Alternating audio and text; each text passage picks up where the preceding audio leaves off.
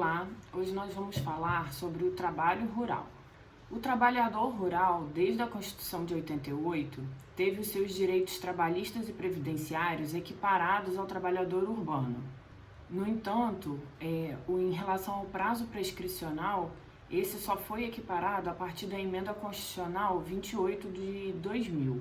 Desde então, a maioria dos direitos do trabalhador urbano e rural são equivalentes, exceto com algumas questões relativas ao meio ambiente do trabalho e as especificidades relativas à função rural, que nós vamos ver agora essas diferenciações. O aviso prévio, ele também é um direito do trabalhador rural.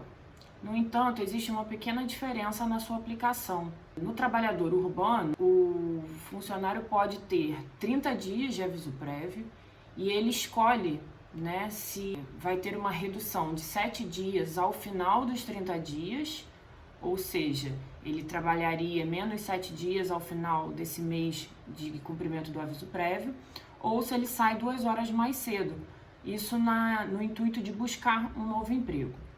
O trabalhador rural, ele tem um dia de folga a cada semana desse mês de cumprimento do aviso prévio. Então essa é a principal distinção. Em relação à contagem do aviso prévio, aqueles 3 dias proporcionais a cada ano trabalhado, o trabalhador rural também tem esse direito. Outro ponto é o trabalho noturno. Existem diferenças aí em relação aos horários. E o adicional. O adicional do trabalhador rural é de 25% em cima da hora normal. E os horários, para quem trabalha na pecuária, é considerado trabalho noturno das 20 horas às 4 horas da manhã.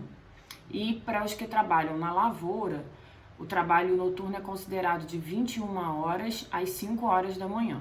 Assim, existe a diferença, que já no trabalho urbano, o adicional é de 20% em cima da hora normal e o horário que é considerado noturno vai de 22 horas às 5 horas da manhã. Para o trabalhador rural, existe uma modalidade de contrato que é o contrato por safra. Existe essa especificidade porque quem trabalha no meio rural tem a questão do plantio, da safra e da colheita, Então, para que atenda a essa especificidade, é possível que seja feito um contrato com o trabalhador por aquele período, ou da colheita, ou da plantação, de acordo com a necessidade mesmo do empregador rural. Esse contrato, ele é feito por um prazo já estipulado e ele é improrrogável. No entanto, a facilidade é que ele podem ocorrer contratos sucessivos. Termina um, e aí assim que começa uma nova entre-safra, uma nova etapa, da lavoura, pode haver novo contrato com o mesmo empregado e o mesmo empregador. Uma questão que é importante ficar atento é que ao final desse contrato, o empregador rural tem que fazer o acerto das verbas rescisórias relativas àquele período, que são as mesmas do trabalhador urbano. 13º proporcional, saldo de salário, férias proporcionais e, dependendo da modalidade da rescisão do contrato, se o contrato se extinguir sem justa causa, saque do FGTS e pagamento da multa de 40% do FGTS. Se houver uma rescisão a pedido do empregado rural, aí não terão as incidências da multa de 40% do FGTS.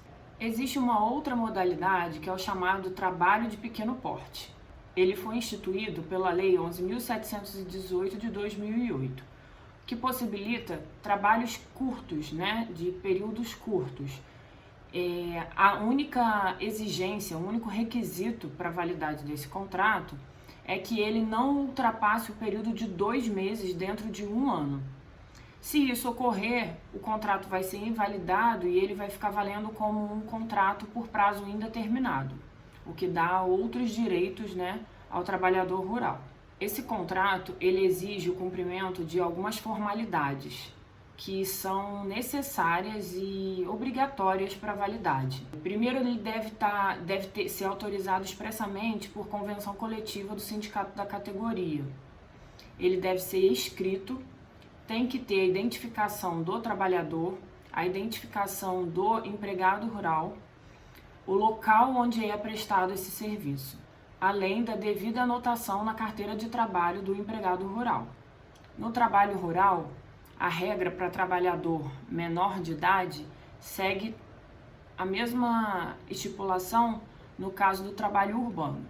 É proibido qualquer trabalho para menores de 16 anos de idade. Entre 16 e 18 anos pode haver o trabalho, desde que ele não seja perigoso, insalubre, nem noturno, que o trabalhador não esteja exposto a nenhuma substância tóxica, considerada perigosa ou insalubre. 2 pontos ainda são muito precários para o trabalhador rural. O primeiro é a informalidade. É claro que a gente percebe, e identifica que isso é um grande problema do Brasil, mas no caso do trabalhador rural, ele é altíssimo. Chega nas regiões norte e nordeste a índices de 70% a 90% de informais. Ou seja, isso precariza demais o trabalho, no ambiente rural e faz com que os trabalhadores fiquem à mercê, sem nenhum respaldo em termos trabalhistas e previdenciários, eventuais doenças, ou acidentes de trabalho, e não recebem ainda, os seus direitos trabalhistas. Percebe-se que a partir de 2013 em diante, esse índice vem reduzindo gradativamente, mas o percentual de informalidade ainda é muito alto. Então, é necessário, o combate a essa informalidade, e é uma necessidade que o trabalhador rural tenha o seu registro realizado. Como eu estava falando, o outro ponto que ainda precariza demais o trabalho rural é o trabalho escravo. Existem ainda em diversas regiões do país, esse abuso do trabalho escravo, às vezes com uma remuneração ínfima, degradante, que não respeita nem os direitos humanos, menos ainda o direito dos trabalhadores. Então é outro ponto que merece ser combatido. Acontece muito no meio rural porque os trabalhadores acabam ficando à mercê do empregador, tendo em vista que ficam em regiões isoladas, sem transporte e sem moradia, e ficam às custas da moradia fornecida pelo empregador rural, assim como alimentação e vestuário. Então, isso acaba dificultando, que o trabalhador rural possa se desvencilhar aí dessas armadilhas do trabalho escravo. Uma outra peculiaridade que existe no trabalho rural é a questão do trabalho intermitente. Isso acontece para aquele trabalhador rural que inicia a sua jornada no início da manhã, para mais ou menos próximo ao horário do almoço, e aí tem um intervalo de 5 horas até a retomada da jornada de trabalho ao final da tarde. Esse é um exemplo típico de vaqueiros e retireiros que acontece regionalmente aí pela região norte e nordeste também. Essa situação específica, ela tem obrigatoriamente que estar anotada na carteira de trabalho do trabalhador, e esse horário de intervalo não vai ser contado como tempo à disposição do empregador rural, ou seja, ele não está computado na jornada de trabalho.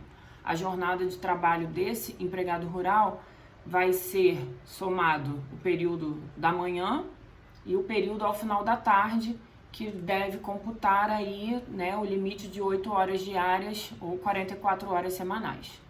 Em relação à remuneração do trabalhador rural, ela deve obrigatoriamente ser feita em dinheiro, tendo em vista as condições que o trabalhador se encontra, em geral, afastado de grandes centros, então ela é obrigatoriamente paga em dinheiro. E somente é possível efetuar 3 descontos nesse valor da remuneração. O primeiro deles seria em relação à moradia, quando é uma moradia fornecida pelo empregador rural. mas ela fica limitada a um percentual de 20% do valor da remuneração, não podendo ultrapassar esse percentual. Inclusive, se a moradia for coletiva, ou seja, o trabalhador divide aquela moradia com outros trabalhadores, esse percentual, o valor, né, deve ser rateado entre eles para o desconto ser realizado na remuneração. A segunda possibilidade de desconto é em relação à alimentação, que ela pode chegar a um percentual de 25%.